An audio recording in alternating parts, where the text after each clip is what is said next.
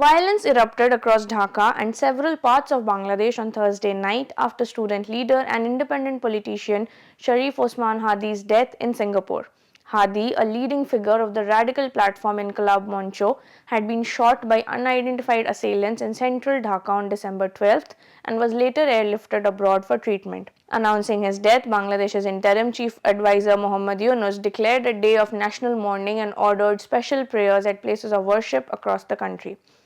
Yunus vowed that those responsible for the killing would face justice, calling Hadi's death an irreparable loss for the nation. The shooting on December 12th took place just a day after the Election Commission announced that Bangladesh's next parliamentary elections would be held on February 12, 2026. According to police reports, 3 attackers on a motorcycle opened fire on Hadi in Dhaka's Bijaynagar area as he launched his election campaign as an independent candidate. 32-year-old Hadi rose to prominence during the July-August 2024 uprising, which ultimately led to the ouster of former Prime Minister Sheikh Hasina. As a founder and spokesperson of Inquilab Moncho, he became a key voice in youth-led politics, known for his sharp criticism of the Awami League and strong opposition to what he described as Indian political influence in Bangladesh. Now, following news of his death, protests turned violent. Demonstrators set fire to offices of major media outlets, vandalized Awami League properties, and attempted to march towards the Indian diplomatic mission in Dhaka and Rajshahi. Police had to use tear gas and barricades to stop protesters earlier near the Indian Assistant High Commission in Rajshahi, forcing the mission to suspend operations for the day Thursday morning.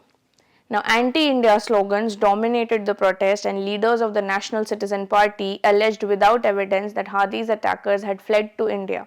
Some protesters demanded the closure of the Indian High Commission until the suspects were extradited. The house of Bangladesh's founding leader Sheikh Mujibur Rahman in Dhanmondi 32 was vandalized and set ablaze once again.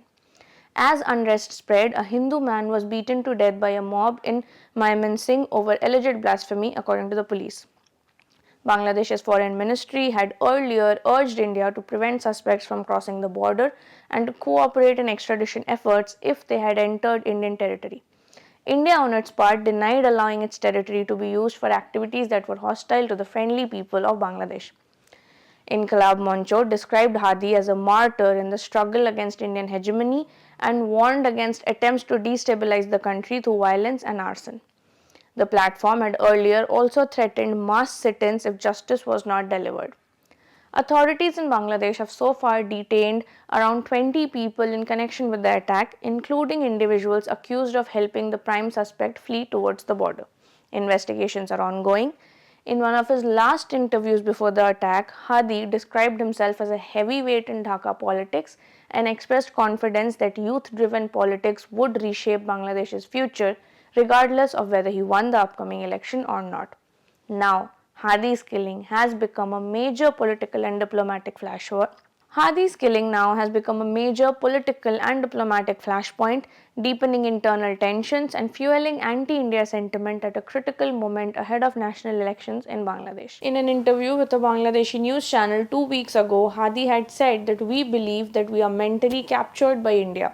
We are made to think we have no capacity, no capability, that we are always dependent on Indian approval. But we are not anti-Indian, we are anti-aggression. When asked what he means by Indian hegemony, he had said that many Bangladeshis are conditioned to believe that we have no independence and that we need India's permission to act or even to engage with other neighbors. This mindset is false. We have the sea, resources, and alternative connections, yet culturally and economically, India dominates. Indian films flood our theatres, Indian TV channels operate freely here and earn advertising revenue, but Bangladeshi channels aren't allowed the same access in India. That is cultural and economic discrimination, he added, before saying that we want neighbors and not masters. When asked how he would reshape India-Bangladesh relations, he said that we don't deny geography. India is our neighbor and we share over 4,000 kilometers of border, but India invested everything in a mafia-style political party that destroyed Bangladesh's democracy. The future relationship now must be people-centric. India should acknowledge the July uprising, stop sheltering corrupt forces, respect Bangladesh's sovereignty, stop border killings, halt environmentally destructive projects, and consult Bangladesh on international rivers. We are not anti-Indian. When we say India, we mean the Indian government and not the Indian people. Many Indian citizens supported our July uprising. This is Debdutta for The Print. Keep watching for more such videos.